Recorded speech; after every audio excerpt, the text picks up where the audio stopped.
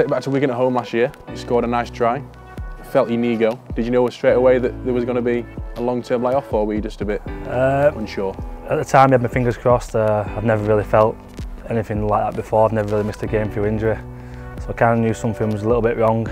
When I scored I felt like Kurt Gidley was going to jump on me and celebrate the try. I remember like waving him saying, "No, don't jump on me." Went off the field, had a bit of a check-up on it, and people looked a bit hopeful that it was only going to be a couple of weeks. But then got the bad news the following day. When you find out the extent of that news, what goes through your mind at such a young age? Like I said, then I've never really missed a game through injury. And I had my fingers crossed that it weren't going to be too bad, but in the back of my mind I kind of knew how bad it was going to be. I got the phone call off the physio, and at that time I was sat with mum and dad as well, and it went a bit emotional. But a few tears did come down when I found out it was going to be 9 months. But I said it took a while to get used to it, but knuckled down, soon back now. It has been a long time on the sidelines. How have you coped with such a long layoff? Yeah, it was tough to take at first, and I looked at the positives. Since I've been 16, 17, I've played pretty much every game. It's on the bench or starting. So it was good to get a bit of a break, go in the gym, put a bit of size on, and work on key areas that I need to work on. Then I'd say the last 2 months now has been tough again. With the results that are happening, I've known I want to get out there, I want to help the boys. But like I said, soon back now. We spoke to players and staff about you while you've been injured, and they've all praised your attitude.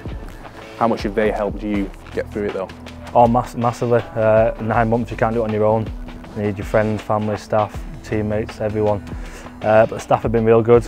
Some one-on-one sessions in the gym, on the field, and the lads, I've not seen too much of the lads, but the last couple of weeks, to join back in with them all, it's been, I really missed it, and it showed how much I have missed playing.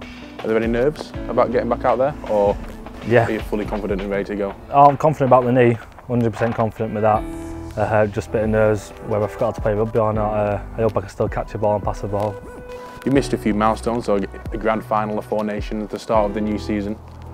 What's been the worst one to miss, do you think? I think the 4 Nations, saying that, the grand final weren't the best one to miss, was it? None's better than the other one, yeah, but grand final, I had my operation 2 days before that, and I sat at home on the couch watching that pretty much on my own. I had one of my friends around, and that was very hard to watch. Then I had my chance to make my England debut, I think, and obviously that went out the window as well. So we're soon back now and hopefully get my chance into this year. You mentioned there that we've not had the best of seasons so far. How hard has it been knowing that you can make a difference and watching the boys struggle? Yeah, it's been frustrating. I know 2 years ago we had quite a poor season, 2015. It probably wasn't as bad as this one. So I know how they feel. People think you aren't trying, but the lads are training harder than ever, and they're trying to work it more than ever. And when you're in a bit of a hole, you try and get out of it, but you end up just digging the hole deeper, and a bit low on confidence. But like I said, we need to finish this season strong now. You spoke to Ben Westwood last week. He said that you'd done really well and you were still targeting the World Cup. Is that a realistic target for you? Yeah, I read Benny's blog. It's given me a tag in it, so I had a bit of reading it, real good. Yeah, it's a target of mine. I've still been going to the meetings now I think it's 4 to 6 weeks we go for a meeting. And they're still including me in the squad now, so that showed a bit of faith in me, even though I've been injured. So all I can do now, I think I have about 10 games left. So I really knuckle down and get myself in that 24-man squad. Before then, bit of a fluke is that we're playing Wigan again with your potential return. Wigan away, not many bigger occasions to come back from a long layoff than that. No, there's no easier games than that. It's a tough one to go back to.